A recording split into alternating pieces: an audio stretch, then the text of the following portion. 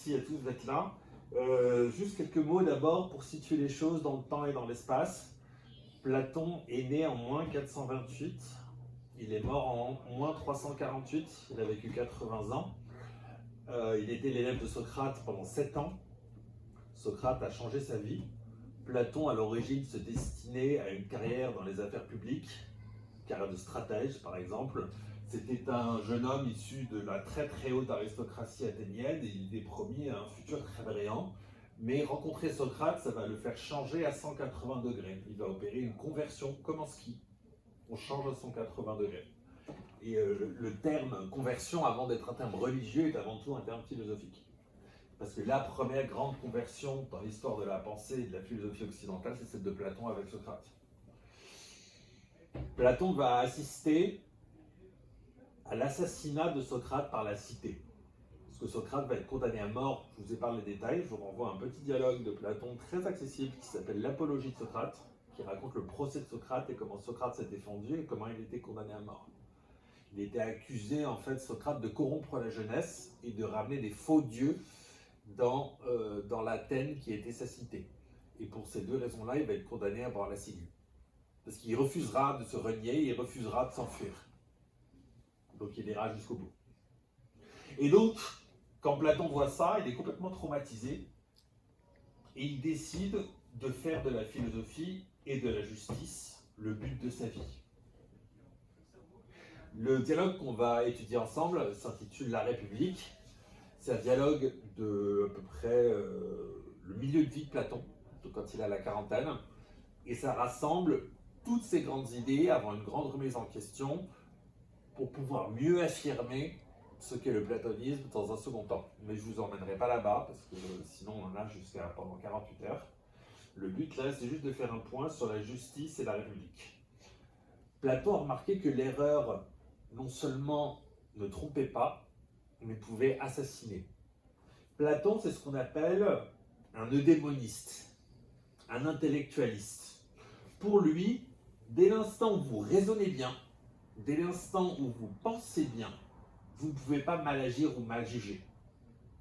Mais, à l'inverse, si vous pensez mal, si vous faites des erreurs de raisonnement, des erreurs de logique, des erreurs de calcul, vous allez commencer par faire une erreur intellectuelle et vous allez finir par une faute morale.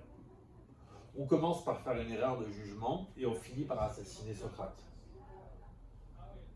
D'où l'idée dans la République de faire une cité idéale qui aura la vérité pour loi, la justice pour but, l'ordre pour principe, le courage pour moteur et la sagesse comme but ultime.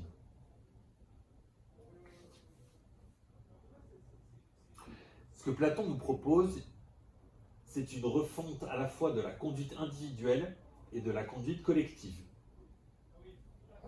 Le citoyen doit être aussi parfait que le régime dans son entièreté. Et voici comment tout cela commence. Socrate, Platon ne se met jamais en scène dans ses dialogues. Il ne parle jamais de lui. Il n'est jamais présent. Il fait quasiment toujours intervenir Socrate, mais lui-même n'est jamais présent. On peut poser une question. La conduite, la sagesse ultime de la République. Ouais. En fait, il y avait des classes, en fait. Ah, mais bien sûr, on va y arriver. Bien sûr.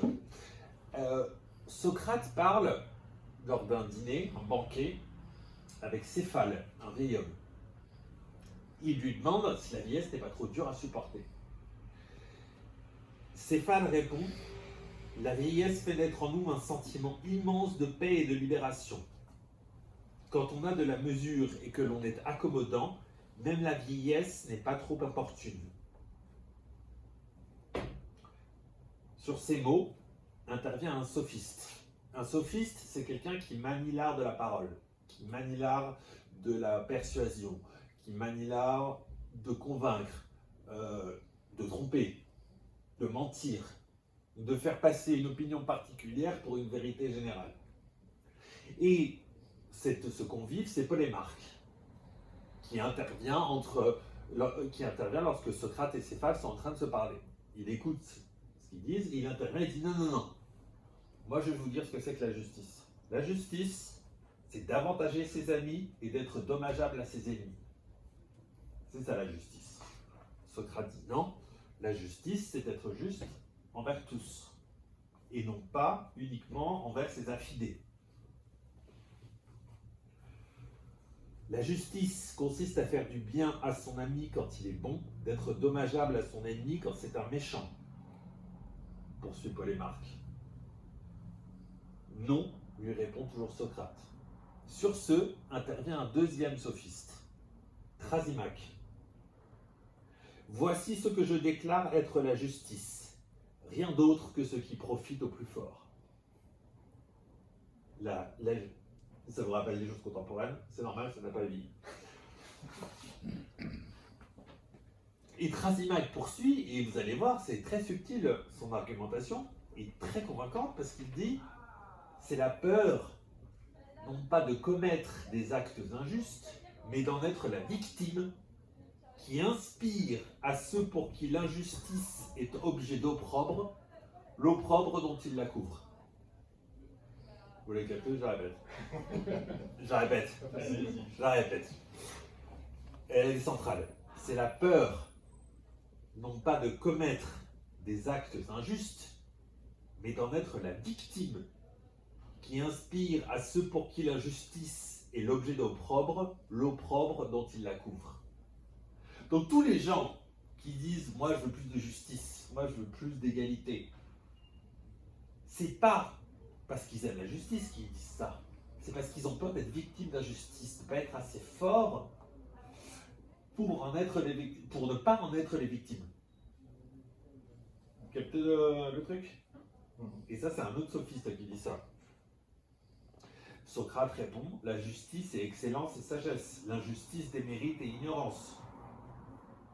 L'âme juste et l'homme juste vivront de bonne façon. Sur ce, et là on va attaquer un des moments les plus difficiles, donc je demande toute votre attention. Deux autres sophistes interviennent, qui sont les frères de Platon, Glaucon et Adimante. C'est les noms de l'époque. Et Glaucon nous dit la chose suivante. Considérons que ce soit un bien de commettre l'injustice, un mal d'en être la victime. Donc c'est bien de commettre des actes injustes s'ils nous profitent, et le mal, c'est d'être victime d'actes injustes s'ils nous portent préjudice. Très bien. La quantité de mal résultant de l'injustice subie surpasse la quantité de bien inhérent à l'injustice commise. La quantité de mal résultant de l'injustice subie surpasse la quantité de bien inhérent à l'injustice commise. D'où cette conséquence que, après avoir été mutuellement auteurs d'injustice et victimes d'injustice, les hommes, impuissants à éviter la seconde alternative, et dans l'autre à se saisir du succès, s'avisent qu'il y a davantage à convenir de n'être mutuellement ni auteurs d'injustice ni victimes d'injustice. Je la traduis, je la répète, je la retranscris. Commettre une injustice sans se faire prendre procure du bonheur, procure du bien. Subir une injustice provoque du mal, provoque de la souffrance, provoque de la douleur. Le mal que l'on ressent lorsque l'on subit une injustice est plus grand que le bonheur que l'on ressent lorsqu'on commet une injustice.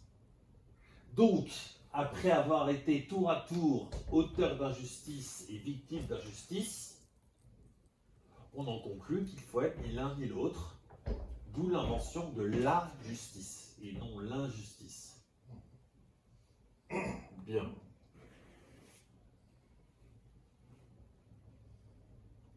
Telle serait donc l'origine de la justice, telle serait son essence, essence moyenne entre ce qui est le meilleur, commettre l'injustice sans avoir à en payer la peine, et ce qui est le pire, avoir été victime de l'injustice sans être capable d'en obtenir réparation.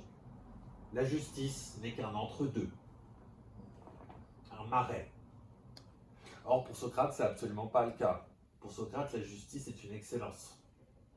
Ce n'est pas un milieu, c'est une perfection.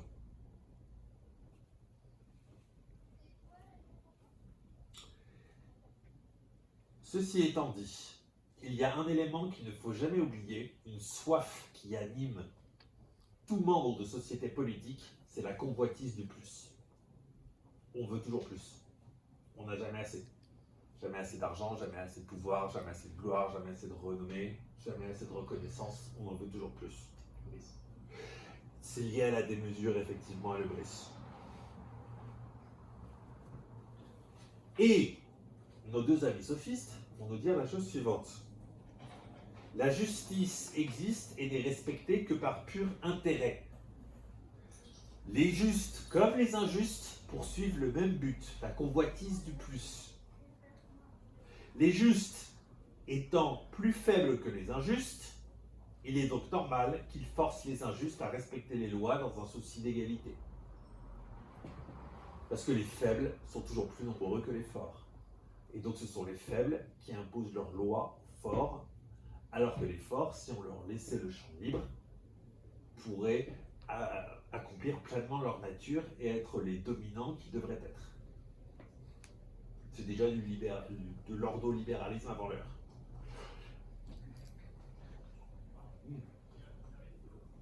Pour illustrer cette thèse, Glaucon utilise un mythe, le mythe de l'anneau de Gygès. Alors vous allez voir, ça va vous rappeler tout de suite quelque chose. Un jeune pâtre, un jeune berger, il recherche une brebis qui s'est égarée et il tombe dans un ravin sur une grande statue éventrée d'un cheval en bronze. Il rentre, à l'intérieur il y a un cadavre. Au doigt de ce cadavre, il y a un anneau. Gygès le prend, se le passe autour du doigt, retrouve sa brebis, revient retrouver son troupeau. Et puis, en jouant avec la bague, en la faisant tourner autour de son doigt, il se rend compte qu'en la tournant, il devient invisible. Et normalement, tout le monde me dit, c'est le Seigneur des Anneaux. Et c'est de là d'où vient le Tolkien. Et bien, qu'est-ce qu'il arrive à notre jeune berger si honnête, si doux, si gentil, si sympathique, si aimable, avec ce nouveau pouvoir? Qu'est-ce qu'il va faire? Il va à la cour du roi de Lydie, il séduit sa femme, il tue le roi, il prend sa place, il prend ses richesses, et ça devient un véritable tyran. Le but de ce mythe est de nous faire comprendre la chose suivante. Personne n'est juste de son plein gré, mais par contrainte. Supposons, nous dit Glaucon, qu'on prenne deux personnes, une personne juste et une personne injuste, et qu'on leur donne chacune, un anneau qui puisse les rendre invisibles. Personne n'aurait le cœur d'assez bon acier pour pouvoir résister à la tentation de s'enrichir impunément au détriment d'autrui. Excusez-moi, c'est oui. le sophiste qui dit ça Bien sûr, c'est le sophiste. Ah oui, surtout pas Socrate. Socrate, pour le moment, il écoute. Et après, il va répondre. Et la République est constituée de 10 livres.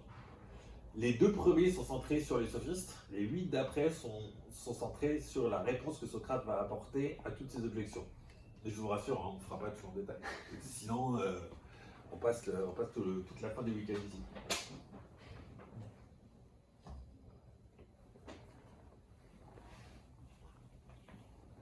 Et Glaucon poursuit. Ce que cherche le juste, ce n'est pas la justice, c'est la réputation d'être juste. Donc ce qu'il faut faire, c'est pas être vraiment juste, c'est en avoir la réputation. C'est ça qui compte. Ce qu'il faut accepter, ce n'est pas réellement d'être homme de bien, mais d'en avoir la réputation.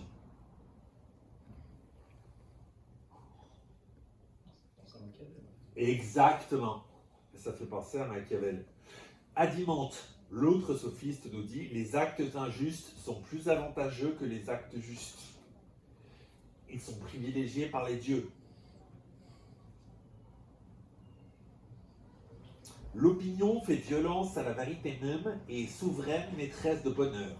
Pour peu que nous veuillions notre bonheur, c'est dans cette voie de la dissimulation qu'il faut s'engager. Il faudra recourir tantôt à la persuasion, tantôt à la force pour nous avantager impunément au détriment d'autrui. Force, persuasion, pour pouvoir nous avantager impunément au détriment d'autrui. Il dit à Socrate, maintenant, prouve-nous que tu peux créer une cité juste,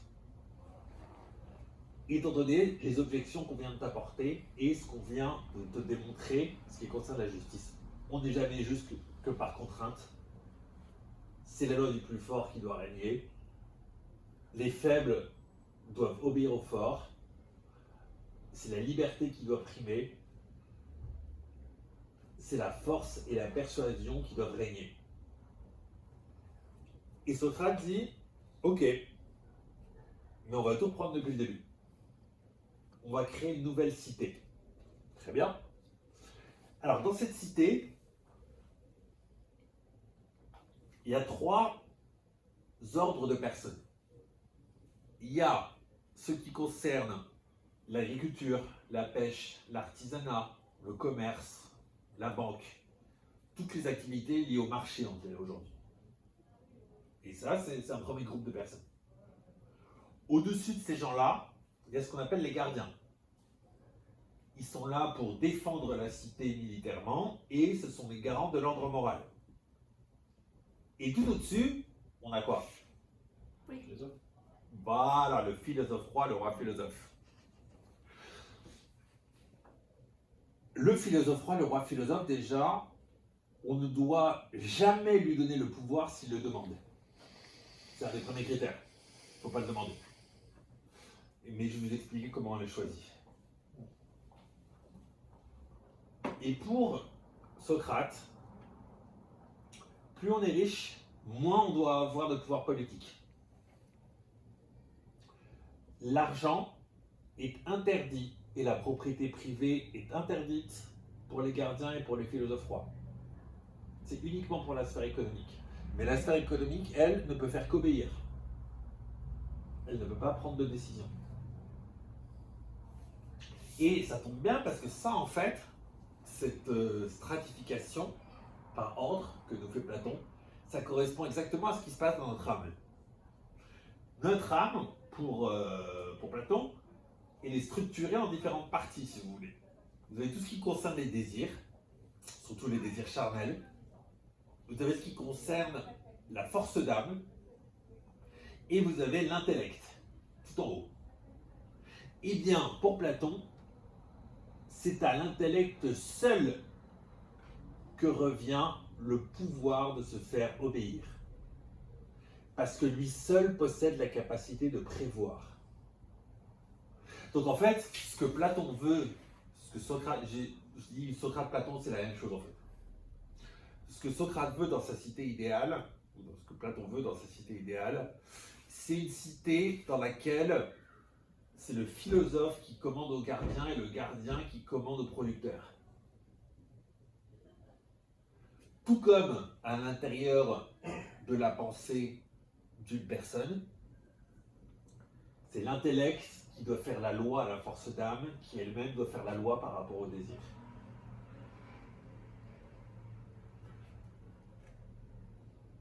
La justice, nous dit Platon, veut que l'homme mette de l'ordre en lui. La justice veut que l'homme mette de l'ordre en lui. Avec Platon, c'est chacun à sa place, chacun à son occupation. Tout le monde ne peut pas devenir philosophe roi ou gardien. Il y a des gens qui sont faits pour obéir. Il y a des gens qui sont faits pour décider. Il y a des gens qui sont supérieurs à d'autres. Platon n'est absolument pas démocrate. Il vomit la démocratie. Pour Platon, la démocratie, c'est ce qui a amené Socrate à mourir. Et la démocratie, c'est... comment dire? J'y viendrai après, c'est dans le livre 8. Pour le moment, on est qu'au 3e, mais vous allez voir, je vais aller un peu plus vite. Poursuivons. Passons directement au livre 4. poser une question. Oui, bien sûr. Oui, quand vous dites que la démocratie a tué Socrate, Socrate il était partisan de se faire tuer. Alors, Socrate, c'est un petit peu plus compliqué que ça. C'est dans le Criton, qui est un tout petit dialogue, qui raconte qu'est-ce qui arrive à Socrate quand il est dans sa prison. Il y a un ami à lui qui vient le voir, qui lui dit on s'est arrangé pour payer le gardien pour que tu puisses t'échapper. Et Socrate répond ah ben, pas si vite, il faut d'abord voir si c'est une décision juste que nous prenons. Donc on la soumet à l'examen. Et il se trouve que désobéir aux lois de la cité, même si elles ont été injustes envers nous, n'est pas une chose à faire.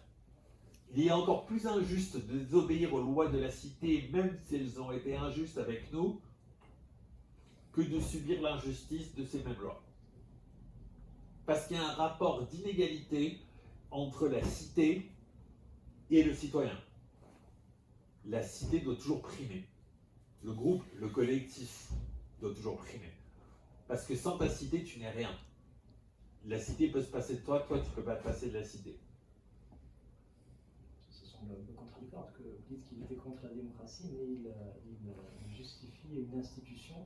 Alors, ça c'est Socrate, ça c'est Platon qui est plutôt contre la démocratie. Ça vient après. Est-ce que les 4 vertus cardinales, ça vous dit quelque chose? Est-ce que ça évoque des souvenirs? Espérance. Alors, l'espérance, ça c'est théologal, c'est chrétien ça. Tempérance. Bien. Tempérance. Équité. Non. Courage. Courage. Justice, sagesse. Dans l'ordre, justice, chaque chose à sa place. En 2, tempérance, maîtriser ses désirs. En 3, courage, vaincre ses peurs. En 4, sagesse, atteindre le vrai, atteindre le bon et le bien. La sphère économique n'a besoin que de justice et de tempérance. Les gardiens ont besoin de justice, de tempérance et de courage. Le philosophe roi a besoin de justice, de tempérance, de courage et de sagesse. Mais c'est le seul qui peut atteindre la sagesse. C'est pour ça que Platon a interdit l'enseignement de l'Iliade à... Alors, Platon est un censeur. Il pense que, enfin, pas toute l'Iliade et pas tout l'Odyssée, mais il pense qu'il y a beaucoup de choses mauvaises. Notamment des choses trop féminines. Quand on voit Achille qui pleure la mort de Patrocle en se mettant la tête dans les cendres, en pleurant et tout, il dit tout ça, c'est des très mauvais exemples pour la jeunesse. Il ne faut surtout pas donner là-dedans. Donc il serait pour une version de l'Iliade, mais expurgée, censurée. C'est comme pour la musique. Platon, il aime les airs martiaux. Il aime la musique militaire en quelque sorte. Il n'aime pas la musique languissante. Pour lui, c'est une très mauvaise chose, ça aussi. Parce que ce qu'il faut bien comprendre, c'est que dans la République de Platon, donc dans la cité idéale de Socrate et de Platon, tout est en commun. Tout est en commun, même les enfants. C'est pas l'enfant de tel ou tel parent, c'est l'enfant de la cité. Et il en va de même pour les richesses. Entre les membres de la sphère productive. Parce que je rappelle que les gardiens et les philosophes rois, eux, n'ont pas droit à l'argent, pas droit à la propriété privée. Le cursus pour devenir philosophe roi, je vous la fais rapide, il faut être le meilleur en tout, aussi bien intellectuellement que physiquement, jusqu'à 25 ans. Après, on a une période d'essai de 20 ans, où il ne faut jamais fauter. Et si vous avez réussi à passer entre toutes ces mailles, vous pouvez peut-être devenir philosophe roi vers l'âge de 45 ans. Mais c'est pas gagné. Du coup, l'éducation, c'était pour tout le monde. Ah non! Ah non, non, non, non. L'éducation, c'est que pour les gardiens, et le philosophe roi sera choisi parmi les gardiens. Pour Platon, si vous voulez, ce qui joue en termes d'inégalité entre les hommes, c'est pas la beauté, c'est pas la santé, c'est pas la force, c'est pas toutes ces choses-là. Ce qui vraiment détermine l'inégalité entre les hommes, c'est le désir. Que désires-tu? Que désires-tu? je te dirai ce que tu vaux. Si tu désires que de l'argent, bon, bah, tu vaux pas grand-chose. Si tu désires que du sexe, c'est encore pire. Des SK, c'est pas possible. Là, dans la hiérarchie de Platon, il est tout au fond. Hein. Enfin, non, il n'est pas tout à fait tout au fond, parce que ce qu'il y a de pire pour Platon, c'est les tyrans. Ceux qui sont assoiffés de sang. Alors, eux, quand ils meurent, ils vont direct dans le Tartare, qui est la partie la plus infernale des enfers. Ah oui, quand on dit les enfers, que ce soit chez Platon ou dans la mythologie grecque, il ne faut pas comprendre ça comme l'enfer chrétien. Les enfers, c'est le royaume de tous les morts. Donc il y a des endroits très sympas dans les enfers et il y a des endroits horribles. Et il y a toute une géographie infernale comme ça qui est faite avec des fleuves, des rivières qui transportent les âmes, qui se mélangent, qui repartent à droite, qui repartent à gauche, et ainsi de suite. Et certaines sont réincarnées, d'autres restent sur l'île des Bienheureux ou sur les Champs-Élysées. PSG, voilà. Ou d'autres vont directement vers le Tartare et n'en sortent jamais. Comme les tyrans par exemple. Pour Platon, ce qu'il y a de pire, c'est les tyrans. Parce que Socrate, il était. On aurait pas pu dans les gains, Socrate. Pourquoi ça? Ah bah, Il ne travaillait pas pour dans la taille de pierre, en fait, du coup, il était producteur. Socrate? Oh, Socrate, non, Socrate il vivait au crochet d'amis riches. Hein. C'est Rousseau qui devait gagner sa vie. Socrate, c'est marrant parce qu'il parle à tout le monde, mais il traîne beaucoup avec les riches. Il vit souvent au crochet des riches. Donc si on fait un tout petit rappel, on a une race, pas au sens nazi du terme, hein, mais au sens ancien du terme, au sens d'une famille avec ses ascendants, ses descendants, on a une race quasi divine, ce qui est la race du philosophe roi. Bien. Ensuite, on a une race d'or, les gardiens, et leurs auxiliaires qui, eux, sont d'argent. Après, on a une race de bronze et de fer. Les travailleurs, les artisans, les cultivateurs. Et la cité sera juste quand cette domination de l'intellect sur le reste fera loi, aussi bien en interne qu'en externe. Et que tout sera mis en commun. À ce moment-là, on pourra dire qu'on vit dans une cité juste. Alors, vous allez me dire, évidemment, comment est-ce qu'on atteint ça? Alors, il y a quelque chose qu'il faut vraiment comprendre, je ne sais pas si vous en avez déjà entendu parler, l'analogie de la ligne. Est-ce que ça vous dit quelque chose? Ok, alors j'ai pas de tableau, c'est dommage. Je vais vous demander de bien visualiser. Vous prenez une ligne, comme ça. Vous la divisez en 2 tiers, 1 tiers. Ça, la sphère du haut, enfin la partie du haut, ça va être la partie des sciences, la partie de la dialectique. En bas, ça va être la partie de l'opinion, la partie de la sensation. Pour Platon, il y a 2 choses à bien comprendre à ce niveau-là. Il y a des objets de connaissance et il y a des moyens de connaissance. À chaque moyen de connaissance correspond un objet de connaissance.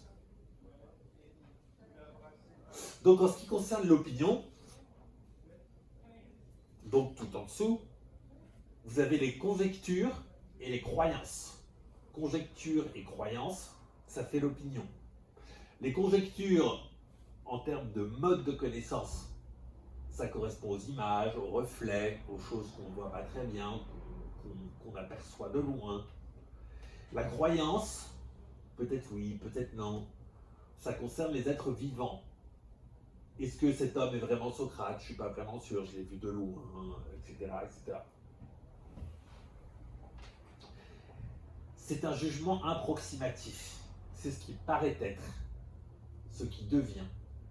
Alors que pour la partie en haut de la ligne, c'est ce qui est.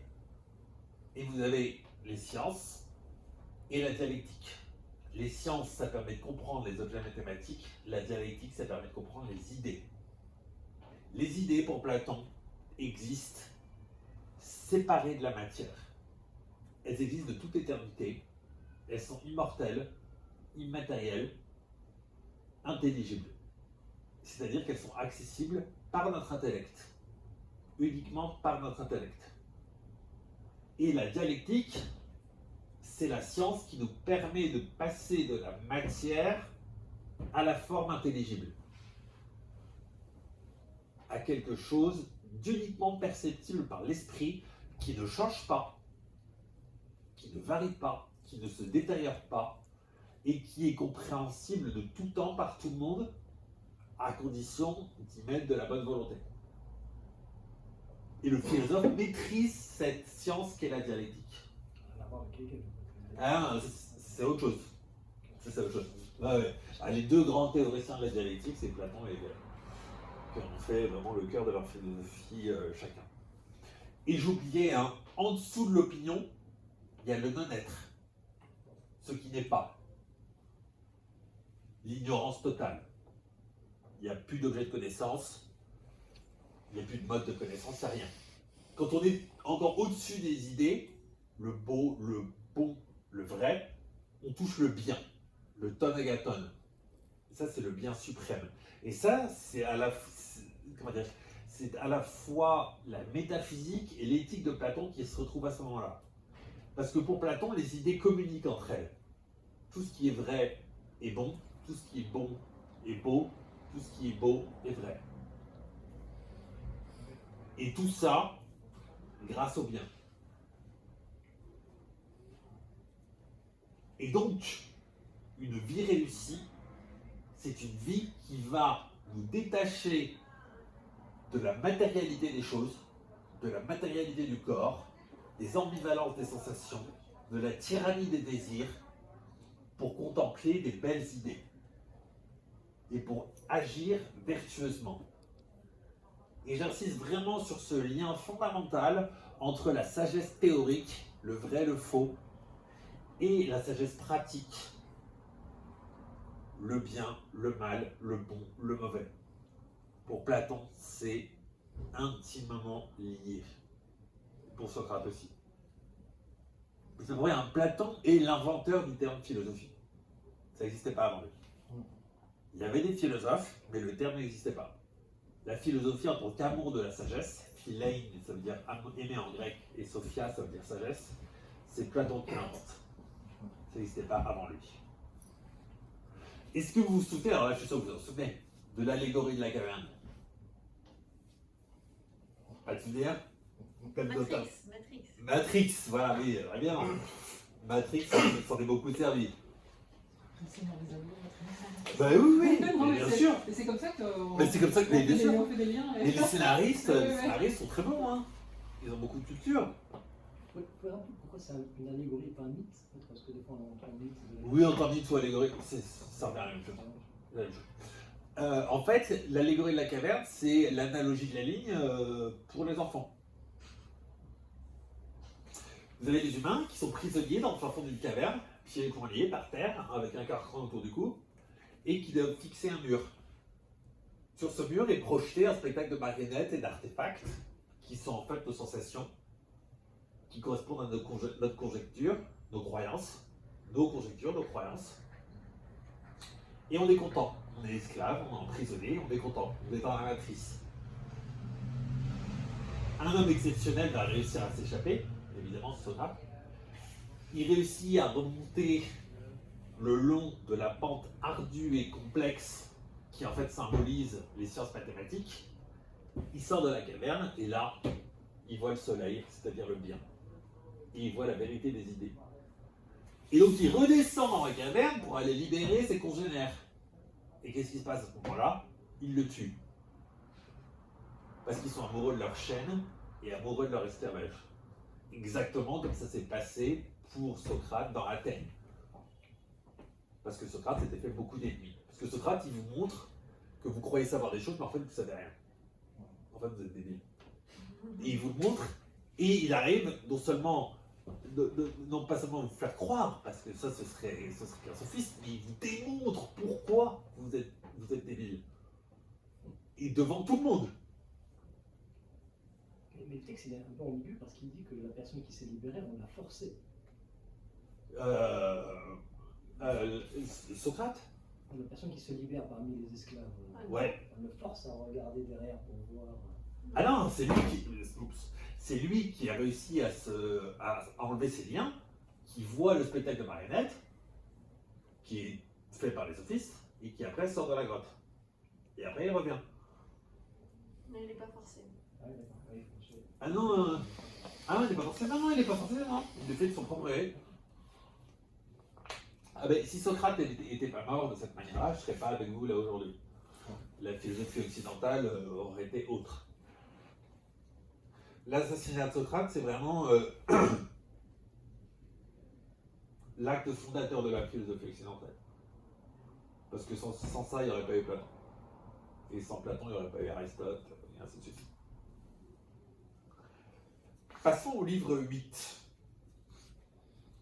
Le livre 8, très intéressant, très difficile, mais important.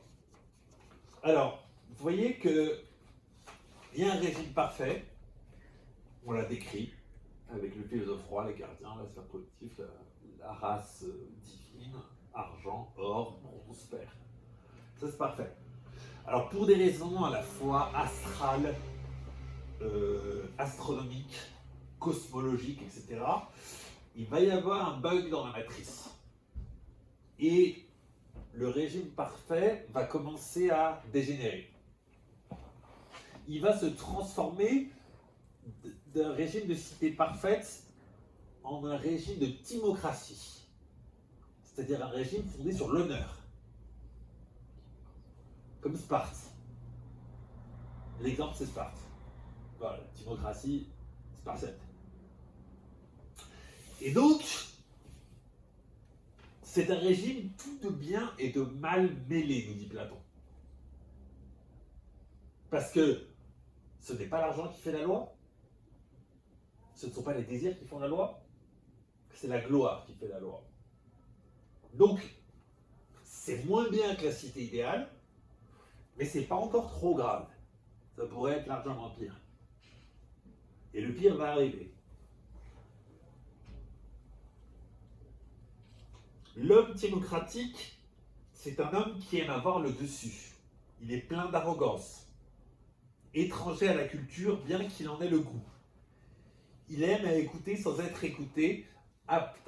Il est féroce, féru d'honneur. Il aime la chasse et la gymnastique. Jeune, il dédaignera les richesses. Vieux, il les adorera. Et là, vous comprenez que on va passer de la timocratie à un régime qui adore l'argent. Et ça s'appelle comment ça? Macronie. Presque. L'oligarchie. L'oligarchie, c'est quand un petit groupe de personnes riches tiennent le pouvoir. L'oligarchie repose sur l'estimation des revenus. Je cite Platon, le coffre-fort que chacun emplit de lingots d'or, voilà ce qui perd un régime comme la timocratie. Les gens commencent en effet par se trouver à eux-mêmes des raisons de dépenses, et pour cela, ils tournent les lois, cessant, eux et leurs femmes, vous voyez toujours la misogynie habituelle, de leur obéir. Ce n'est plus la justice, ce n'est plus la sagesse qui prime, c'est même plus le courage, comme c'était dans le cas de la timocratie, c'est l'argent. C'est l'argent qui va être adoré. Les riches deviennent ainsi dignes de louanges et se voient confier les charges les plus prestigieuses. Donc là, on est aussi dans ce qu'on appelle le népotisme. Népotisme, c'est-à-dire littéralement confier le pouvoir à son neveu. Ça s'est beaucoup fait au XVIe siècle à Rome avec les Borgia ou les Médicis. Là, bon, ça se fait un petit peu. Ça se fait même beaucoup. Quand on voit qui hérite de la fortune de Bernard Arnault, de François Pinault, on construit des dynasties. Avec des gens plus ou moins valables, ça dépend. Et le problème de l'oligarchie, c'est que ça génère beaucoup de pauvreté, beaucoup d'indigents, beaucoup de ressentiments, beaucoup de gens qui sont hargneux, envieux, méchants, qui ont envie de prendre la place de ceux qui gouvernent. L'homme oligarchique, c'est une dégénérescence de l'homme démocratique qui lui-même était une dégénérescence de l'homme de la cité idéale.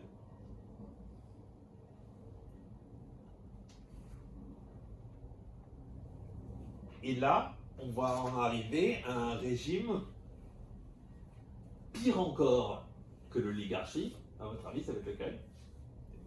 Exactement, la démocratie. La démocratie, c'est une catastrophe. Les différents membres de l'État rentrent en guerre les uns contre les autres, et les pauvres, du fait de leur nombre et de leur colère, n'ont pas trop de mal à se débarrasser des riches indolents qui les gouvernaient. Ainsi naît la démocratie, avec la victoire des pauvres, qui ensuite se partagent à égalité les richesses et les emplois publics. La liberté, c'est à 25 siècles, hein. La liberté est la première caractéristique de la démocratie. Tout déborde de liberté. On a le droit d'y faire tout ce que l'on veut. C'est un régime de permissivité totale, ou presque. Il n'y a aucune obligation de rien, ni de commander, ni d'être commandé, ni de déclarer la guerre, ni d'aller la faire. La loi n'est plus du tout respectée et tout le monde s'en moque. Régime très généreux en vérité, mais régime tout aussi dangereux. Régime plein d'agréments, dépourvu d'autorité, non de bariolage, distribuant aux égaux aussi bien qu'aux inégaux une manière d'égalité. 20e siècle. Et on a l'impression que c'était écrit hier. Et on est en plein dedans aujourd'hui. Régime plein d'agréments, dépourvu d'autorité, non de bariolage, distribuant aux égaux aussi bien qu'aux inégaux une manière d'égalité. L'homme démocratique, il a hérité de la violence et du goût pour les désirs non nécessaires de l'homme oligarchique. En revanche, il a perdu cette aptitude à pouvoir amasser des trésors. Il est indolent, il est paresseux, il est oisif. La seule chose qui l'intéresse, c'est de jouir de sa liberté. Et là, il faut vraiment faire la différence entre deux concepts très importants que Platon amalgame volontairement, et il faut les séparer, c'est la différence entre la liberté et la licence. La licence, c'est la permissivité totale. C'est faire ce que je veux, quand je veux, où je veux, comme je le veux. C'est la liberté des ados. Ouais, je fais ce que je veux, je suis libre. Non, t'es pas libre, t'es esclave de tes désirs. C'est juste que tu le sais pas. Mais t'es pas libre.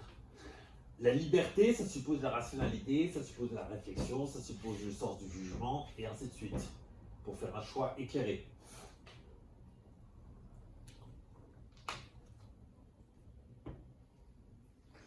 Dans un régime comme la démocratie, les désirs se font passer pour des vertus. La démesure devient la distinction élégante. Le refus de se laisser commander la dignité d'homme libre. Le libertinage, grande manière, et l'impudence, virilité. L'homme démocratique est inconstant, versatile. Il est incapable de se concentrer sur quoi que ce soit plus de quelques jours, voire quelques heures, on dirait aujourd'hui quelques minutes, voire quelques secondes. Quand on voit les jeunes sur TikTok, ça dure quelques secondes par image. On se rapproche du poisson rouge. Le poisson rouge a une mémoire, je crois, de 15 ou 20 secondes, je crois, quelque chose comme ça. Donc le temps qu'il fasse le tour du bocal, il a oublié qu'il avait commencé, et donc c'est pour ça qu'il doit pas dinguer. Ah mais c'est vrai. Alors que vous mettez d'autres poissons, il devient dingue. Lui, il vient pas dingue, parce qu'il a oublié qu'il a commencé le tour avant que le tour soit fini. Mais les capacités de concentration, c'est la même chose. Donc notre homme démocratique est assoiffé d'argent, assoiffé de liberté, incapable de travail, irrespectueux de la loi, ignorant de la vertu, ne cherchant qu'à s'amuser et qu'à prendre du bon temps.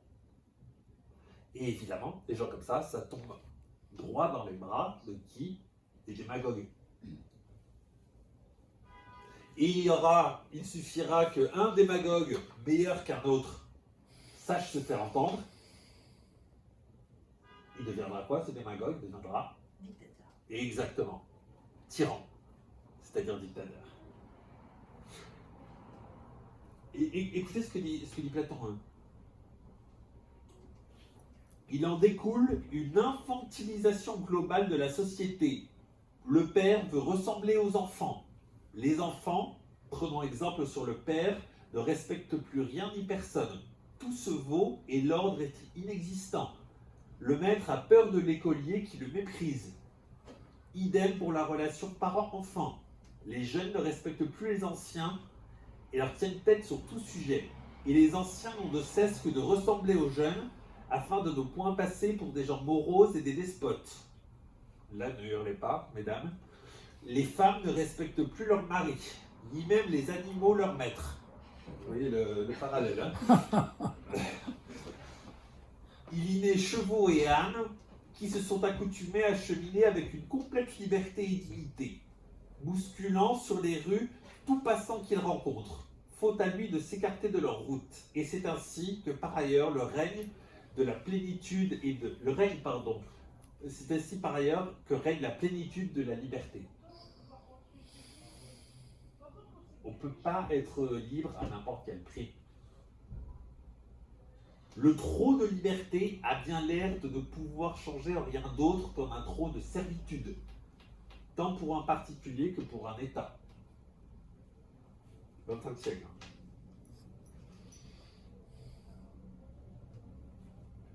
Et en fait, pour Platon, la démocratie, c'est l'autoroute vers la tyrannie.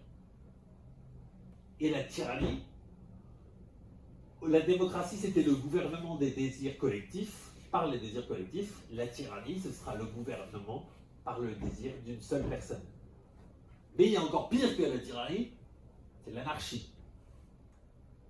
L'état de nature chez Hobbes. Ça veut dire quelque chose? L'homme est un loup pour l'homme. Dans l'état de nature chez Thomas Hobbes, qui est un philosophe du XVIIe siècle, c'est les deux grandes oppositions de l'état de nature. L'état de nature chez Rousseau et l'état de nature chez Hobbes. Pour Hobbes, à l'état de nature, l'homme est un loup pour l'homme. L'état de nature, c'est la guerre de chacun contre tous. Tout le monde s'entretue. Tout le monde veut dominer, l'autre, tout le monde veut être reconnu pour plus que ce qu'il est vraiment, et ainsi de suite. Pour Rousseau, non, pour Rousseau, il n'y a pas plus doux, plus gentil, plus sensible et plus calme que l'homme à l'état de nature. Pour Rousseau, Hobbes a pris plein d'idées propres à la société civile et les a plaquées sur l'état de nature. Et bien, il y a un peu cette idée-là chez Platon. C'est-à-dire que quand on arrive à l'anarchie, il n'y a plus d'ordre, même peu celui du tyran. Il n'y a plus qu'un espèce de magma où tout le monde s'entretue. C'est Mad Max. Bah, c'est Mad Max. Si vous voyez le film avec Mel Gibson, voilà. C'est ça. Et écoutez ce que dit Socrate, enfin Platon, c'est la même chose. Le peuple, en voulant éviter la fumée, est tombé dans le feu. De peur sans doute d'être esclave d'homme libre, voilà qu'il aura des esclaves pour maître. À la place de sa fameuse liberté, aussi large que malencontreuse, il s'est vêtu d'esclavage. Et du plus intolérable, du plus amer, celui qui l'asservit à ses esclaves. Le peuple, en voulant éviter la fumée, est tombé dans le feu. De peur sans doute d'être esclave d'homme libre, voilà qu'il aura des esclaves pour maître. À la place de sa fameuse liberté, aussi large que malencontreuse, il s'est vêtu d'esclavage, et du plus intolérable, du plus amer, celui qui l'asservit à ses esclaves.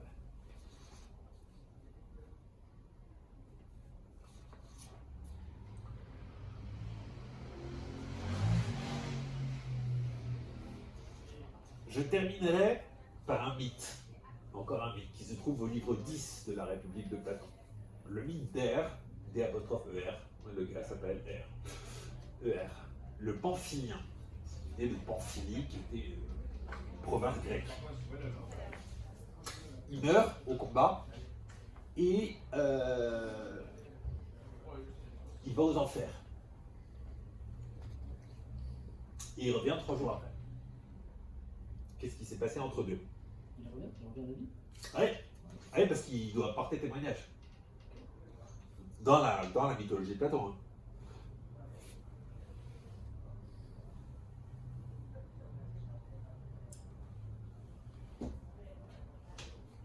Alors, pas 3 jours, 12 jours après.